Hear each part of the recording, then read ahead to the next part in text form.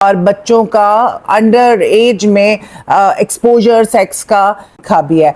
Clapping for him. یہ گھٹیا پنے کی آپ نے اعلیٰ مثال قائم کر لیا. This drama is complete waste of time. ہر غلاظت جو ہے وہ اس ڈرامے میں آپ کو ملے گی. عاصم عباسی نے دکھا دیا کہ وہ کتنا بڑا بغیرت انسان ہے. لکھا بھی اس نے, ڈائریکٹ بھی اس نے کیا, اور اس کو کوئی شرم نہیں آ رہی. جب لوگ اس کے بارے میں بات کر رہے ہیں تو بڑے فخر سے کہہ رہا ہے کہ اٹس اوکے, اور دیکھنے والے دیکھیں گے, میں تو یہی کام کروں گا. اسی طرح کا کام ہوتا ہے. اور فواد خان اتنے بڑے بغیرت ہیں کہ نحوست سے بھرا ہوا ڈرامہ ہے یہ. السلام علیکم, آپ دیکھ رہے ہیں انسائڈ ایکسٹرا اور میں ہوں سونیا راؤ. اور آج میں بات کرنے لگی ہوں برزخ کے بارے میں. ٹائم نہیں مل رہا تھا کہ میں اس بیہودہ ڈرامے کے بارے میں بات کروں. سب جانتے ہوں گے اس کے بارے میں کافی بات چیت ہو رہی ہے. لوگ بہت خفا ہیں, بہت ناراض ہیں کہ یار یہ کیا بیہودگی مچائی ہوئی ہے.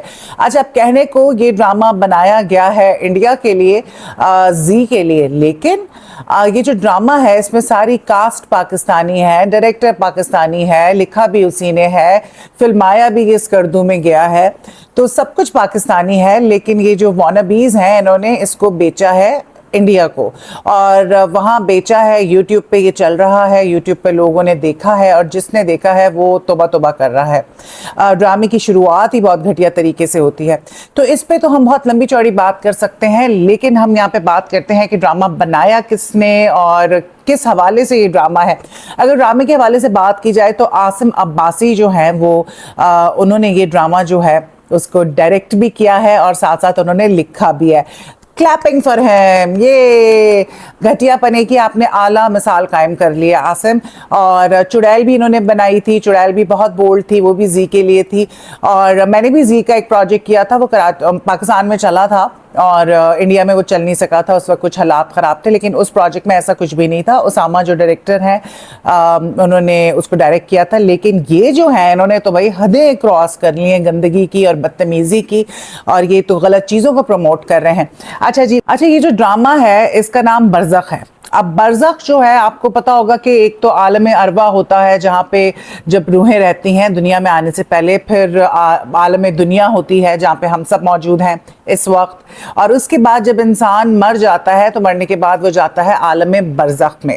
اور برزخ اس کا نام اس وجہ سے رکھا ہے کیونکہ اس میں یہ جو ڈرامہ ہے اس کے اندر انہوں نے دکھایا ہے کہ کسی طرح سے جو دنیا میں لوگ ہیں ان کا کنیکشن جو ہے عالم برزخ کی جو روحیں ہیں ان کے ساتھ ہے.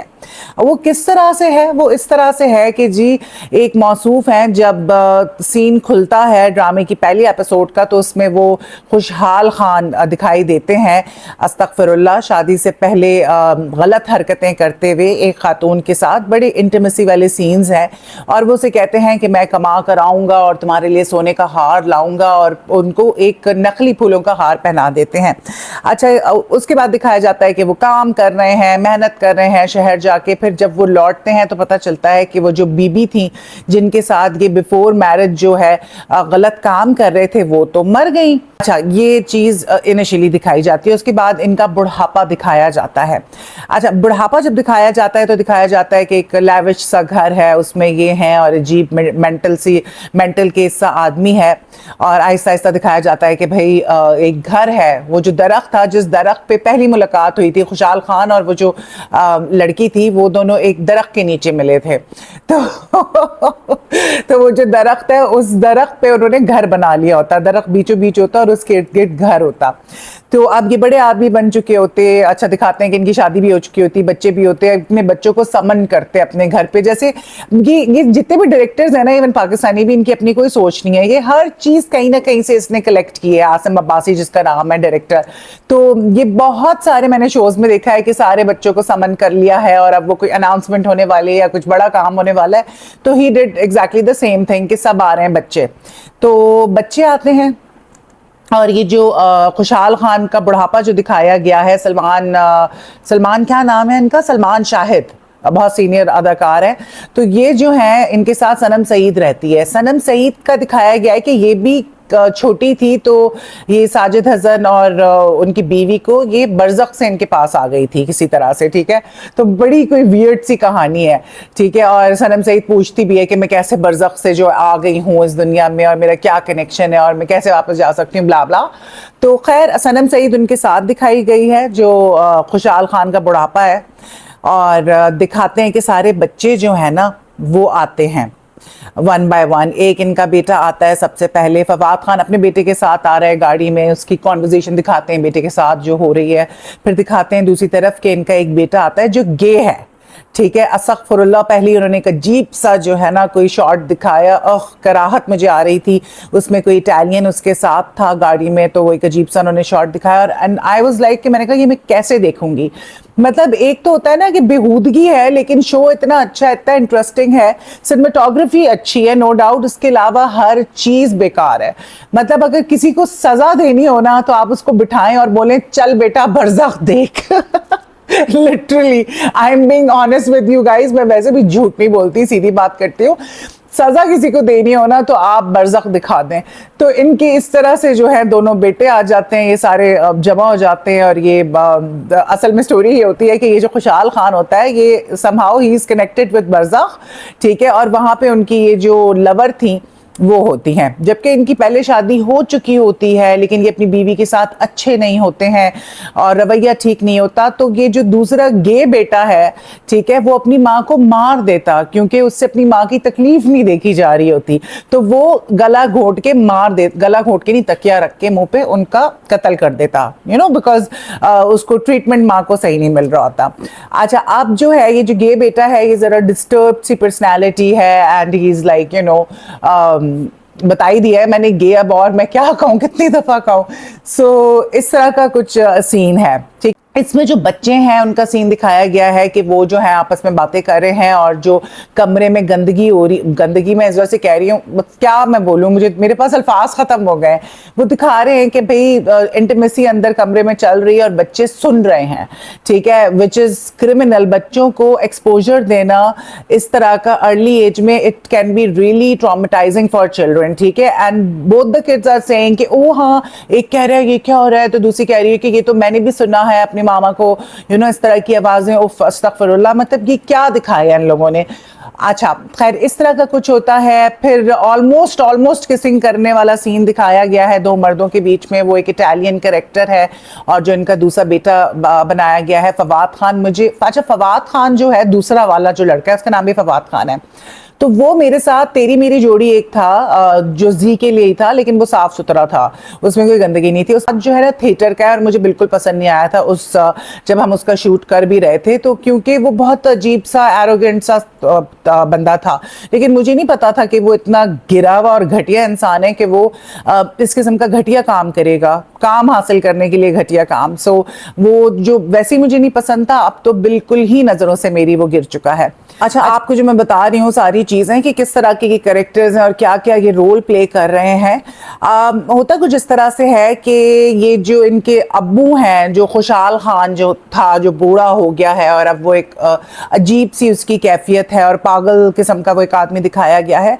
वो जो बरज़ख से उनकी गर्लफ्रेंड जो है उससे वो समहाउ यू नो कनेक्टेड हैं और उससे वो शादी कर रहे हैं, ठीक है।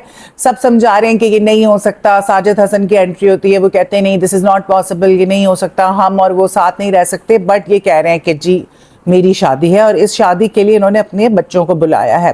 साथ दिखाया जा रहा है कि इनके घर में रूहें हैं और जो रूहें हैं उनमें से एक जो है ना माँ भी है, जिसको मारा था इसने, जो फवाद खान जो छोटा वाला है लड़का, उसने अपनी माँ को मार दिया था क्योंकि उस पर जुल्म हो रहा था। Dad was not being nice with you know his mother, so he killed her. ईंट रख के अपनी कमर पे ये रूहें फिर रही हैं क्योंकि इन पे किसी चीज का बोझ है और ये नमाजें भी पढ़ रही हैं घर में और पता नहीं क्या कुछ हो रहा है। इस किस्म की जो है ना वो बकवास चल रही है कि अब्बा की शादी के लिए सारे जमा हो गए एंड ऑल दैट। अच्छा, मैंने क्योंकि रिव्यू देना था तो मेरा बहुत ज़रूरी था कि मैं ड्रामा देखूं, बगैर देखे तो रिव्यू नहीं दे सकते ना। तो मैं तो बिल्कुल एक जिसे कहते हैं ना अजियत में बंदा आ जाता है कि उफ किस तरह से मैं ये ड्रामा देखूंगी, किस तरह इसको ख़त्म करूंगी, क्योंकि ड्रामा इतना बोरिंग और इतना ड्रैग्ड और अजीबो गरीब किस्म का है कि अगर आपको डिप्रेशन नहीं भी है ना तो वो ड्रामा देख के आई एम श्योर कि आपको डिप्रेशन हो जाएगा। और अगर फवाद खान करण जौहर के साथ बैठ के कह रहे थे कि अब तो एक्सेप्ट कर लेते हैं लोग, it's not a big deal and all that, ये वो लोग हैं, ये वॉनाबीज हैं, ठीक है, पढ़ लिख के ये गंद घोल रहे हैं।